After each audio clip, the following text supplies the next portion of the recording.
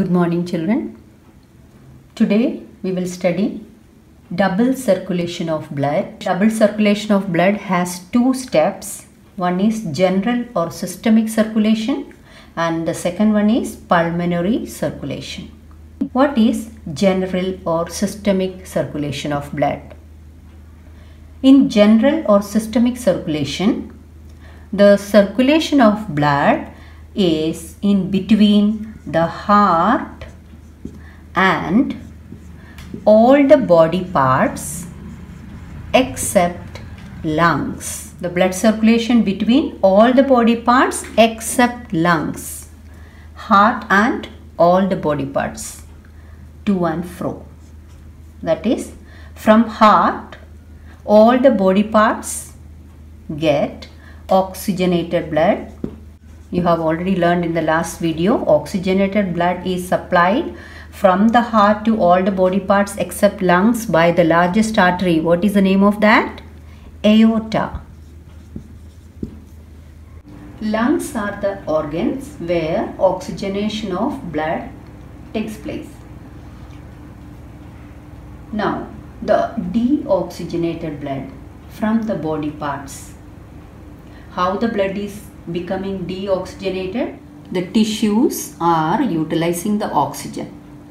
This is how the blood is becoming deoxygenated in the body parts. This deoxygenated blood should get again oxygenated. For that purpose, the blood has to reach the lungs. But the lungs cannot tolerate the pressure of the blood if it directly reaches the lungs, which are made up of air sacs. That is why this deoxygenated blood has to reach the heart first. From there, for oxygenation, it has to go to lungs. Through vena cava, the deoxygenated blood goes back to the heart. Thus, aorta, vena cava and their branches together make the blood circulation we call general circulation or systemic circulation.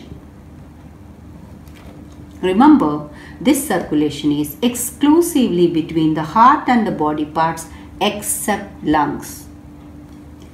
Now let us move to the next circulation, that is pulmonary circulation. I have already told you pulmonary means related to lungs. So, from the name only you can understand, pulmonary circulation means the circulation of blood between the heart and the lungs exclusively, no other body parts. You know, the heart is situated in between the two lungs. So, a short circulation, the distance travel less. So, the heart and the lungs are the organs involved here. And the circulation of blood is happening through pulmonary arteries and pulmonary veins exclusively. What do you call the blood vessel which carry blood from heart to any body part, whether it is lung or any other body part? What do you call it, artery or vein? It is artery. So naturally, the blood vessel which carry the blood from heart to the lungs are arteries. Since this is related to lungs, these arteries are called pulmonary arteries. Pulmonary arteries carry what kind of blood? Now, how to understand that? The blood which is going to the lungs naturally deoxygenated because the purpose is oxygenation of blood. So, deoxygenated blood is going. From the heart, pulmonary arteries carry deoxygenated blood to the lungs for oxygenation. Now, in the lungs, oxygen mixes with the blood. You have already learned this in respiration portion. So, the lungs are sending this oxygenated blood again back to the heart. Now, the blood vessel which carries blood from an organ to the heart, from any part of the body to the heart, is vein or artery. You have learned the root of arteries and veins. So, the blood vessel which carries blood to the heart is a vein. So, it is pulmonary vein. pulmonary veins carry oxygenated blood from the lungs, both the lungs, to the heart. What kind of blood pulmonary veins carry to the heart? It is pure blood or oxygenated blood. So this blood circulation exclusively between the heart and the lungs is known as pulmonary circulation. Pulmonary arteries and pulmonary veins are exceptional arteries and exceptional veins. Why they are exceptional arteries and veins? Because the kind of blood they are carrying is different from other arteries and veins blood. What way? Pulmonary arteries carry impure blood, whereas all other arteries carry pure blood. Pulmonary veins carry pure blood, whereas all other veins carry impure blood. Why pulmonary arteries carry impure blood? Because pulmonary arteries have to go from heart to the lungs. So naturally it carries the deoxygenated blood. For oxygenation it is going to the lungs. Like that, from the lungs the oxygenated blood is brought back to the heart by the pulmonary veins. That is why they carry pure blood. So pulmonary arteries and pulmonary veins are exceptional because they carry type of blood which is different from all other arteries and veins. Pulmonary arteries, unlike all other arteries, carry impure blood, whereas pulmonary veins, unlike any other vein, carries pure blood. Now we are going to learn the unidirectional flow of blood through a closed circulatory system. We have a closed circulatory system. Some organisms you have learned in class 9, open circulatory system, hemocoel, like in mollusk and insects, arthropoda. These all phyla, the members have the open circulatory system where the blood is seen in the open space. Whereas in this kind of blood vessels, like ours, 4-chambered heart, the heart blood vessels are included. So the circulation is through the heart and the blood vessels. The blood is not freely flowing in the open space. Here you can see 2 steps. The circulation between all the body parts except lungs, which is coming under general circulation, and the circulation exclusively between lungs and the heart, that is a pulmonary circulation. So thus a double circulation is seen in a 4-chambered heart. What is the purpose of double circulation? Number 1 is to maintain the temperature, body temperature constant. Warm-blooded animals, class apes and class mammals, they are warm-blooded animals. They maintain their body temperature constant. The body temperature does not vary according to the environmental temperature changes. So this kind of a constant body temperature is needed for supplying more energy. So the energy requirement is more in class A, class Mammalia. The 2 purposes of keeping the oxygenated blood totally separated from the deoxygenated blood. Once again I repeat the circulation of the blood. From the left ventricle, the oxygenated blood is carried by aorta to body parts. What kind of blood? Oxygenated blood. Which blood vessel? Aorta. From left ventricle to body parts. Now, body parts except lungs. Remember, not lungs included in this body part. Body parts, blood is becoming deoxygenated. Now the deoxygenated blood is going to right auricle by blood vessel vena cava. The vein vena cava carries deoxygenated blood from the body parts except lungs to the right auricle. From the right auricle, it goes to right ventricle. Whenever the blood is filled in the auricles, it has to go to ventricles because auricles never pump blood. Auricles always receive blood. So that is why from the right auricle, it has to go to ventricle, that is right ventricle. Now from the right ventricle, the blood has to go to lungs for oxygenation. That is done by pulmonary arteries. From right ventricle, the blood goes to lungs by the pulmonary arteries. What kind of blood is going? Deoxygenated blood. In the lungs, the blood is oxygenated and carried back to the heart by pulmonary veins. Which chamber? Left auricle. Pulmonary veins carry oxygenated blood from lungs to left auricle. From left auricle, the blood goes to left ventricle. This is how the flow of blood, the unidirectional flow of blood is taking place in a closed circulatory system.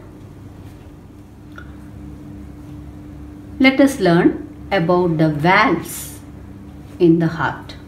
Valves control the movement of blood from one chamber to the other, and also it controls the movement of the blood from the chambers of the heart to the arteries. First, we will discuss the valves which are present between auricles and ventricles. Auricles, otherwise known as atriums. So these are the two atriums and these are the ventricles. This is the left auricle and this is the left ventricle. This is the right auricle and this is the right ventricle. Left auricle and left ventricle, right auricle and right ventricle. Left auricle and left ventricle. In between the left auricle and the left ventricle, here the valves present are known as bicuspid valve or mitral valves. Bicuspid valves or mitral valves. This valve allows the flow of blood from auricles to ventricles. Auricles to ventricles. Auricles to ventricles. Never back. When the auricles receive blood from the veins, this side the vein is pulmonary vein. So when the pulmonary veins bring oxygenated blood to the left auricle, this valve remains closed. That is the bicuspid valve or the mitral valve remains closed. When the left auricle is filled, these mitral valves, the closed one opens, allows the blood to come to left ventricle. Now the left ventricle is filled with the blood. Once the left ventricle is filled with blood, it should not go to the left auricle back. That is why the bicuspid or the mitral valve again closes to avoid the backflow of the blood from the ventricle to the auricle. That is, this valve, atrioventricular valve, AV valves, in between the left auricle and the left ventricle, that is, this AV valve is known as bicuspid valve, which is allowing blood to flow from left auricle to left ventricle, never back. Like that, let us come to the right side. In between the right atrium and the right ventricle also there is AV valves. These AV valves also does in the same way only. When the auricles are filled blood, that is right auricle, naturally that is the vena cava.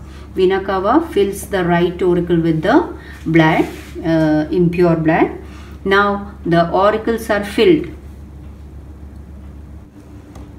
So the AV valves present between the right auricle and the right ventricle is now opened.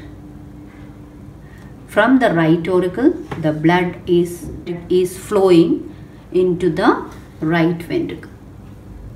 This AV valves is known as this AV valve between the right auricle and the right ventricle is known as tricuspid valve. Tricuspid valve, which allows the blood to flow from right auricle to right ventricle, never back. So these are the valves between the auricles and the ventricles. Left auricle and left ventricle, bicuspid valve or the mitral valve. Right auricle and right ventricle, there is a valve in between these two chambers, tricuspid valve. Tricuspid valves, 3 lobes are there, whereas in bicuspid 2 lobes are there. Here these are the tendons which are allowing the movement of these valves, helping in the movement of the valves. Now what is the other valves present in this blood vessels? At the origin of the arteries, here I have shown 2 arteries. From the left ventricle you can see this is the aorta. At the origin of aorta from the left ventricle, and here this is the pulmonary artery which is originating from the right ventricle, pulmonary artery which is going to the lungs, the other one aorta to the body parts. At the origin of the aorta there is a half moon shaped valve which is known as semilunar valves. Semilunar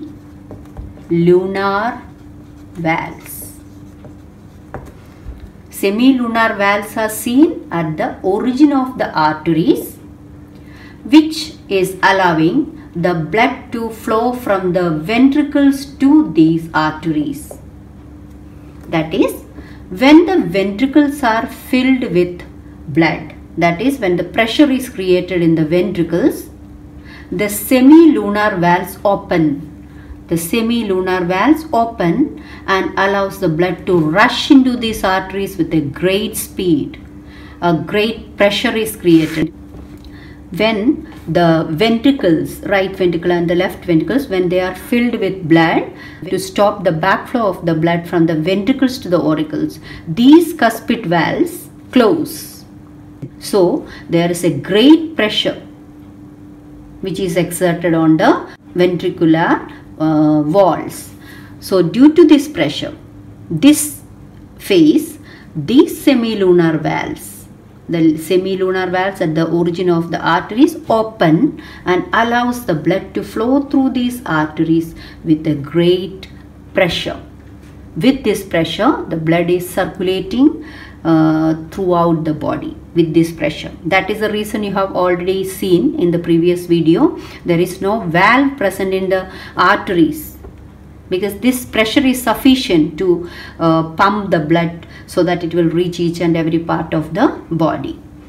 So that is all about the valves. So 2 kinds of valves you have learned. One is the cuspid valves, which are seen in between the auricle and the ventricles, and the other one at the origin of the arteries, semilunar valves. Blood pressure. The force that blood exerts against the wall of a blood vessel is called the blood pressure.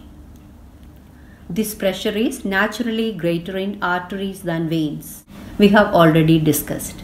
During the ventricular contraction, this phase is known as systole. So the pressure exerted is known as systolic pressure. When the ventricles contract, naturally the blood is under high pressure. Since the AV valves close, the semilunar valves open. The blood is flowing into the arteries with a great pressure. This stage, the pressure measured is known as ventricular systolic pressure or simply systolic pressure. Like that, when the auricles send the blood into the ventricles relax and receive the blood. This phase is known as diastole. So, the pressure is known as diastolic pressure. Ventricles relax to receive the blood from the auricles. In this stage, AV valves open and the ventricles fill the blood. So, the blood pressure is generally taken as systolic pressure and diastolic pressure. The normal systolic pressure is about 120 millimeter of mercury, and the diastolic pressure, the normal value is 80 millimeter of mercury. Nowadays, doctors say 110 by 70 is also considered as a normal blood pressure. The systolic pressure is generally written as the numerator and diastolic pressure as the denominator. The blood pressure is measured with an instrument called sphygmomanometer, commonly called BP apparatus. Everybody knows high blood pressure is a very dangerous condition, which is also known as hypertension, which is caused by the constriction of the arterioles. Arterioles, the smallest arteries. Due to the hypertension or high blood pressure, the arterioles can blast or break open. So that may cause the internal bleeding. The rupture of the artery can cause internal bleeding. So that's a very dangerous situation. To avoid that, one should maintain the blood pressure normal.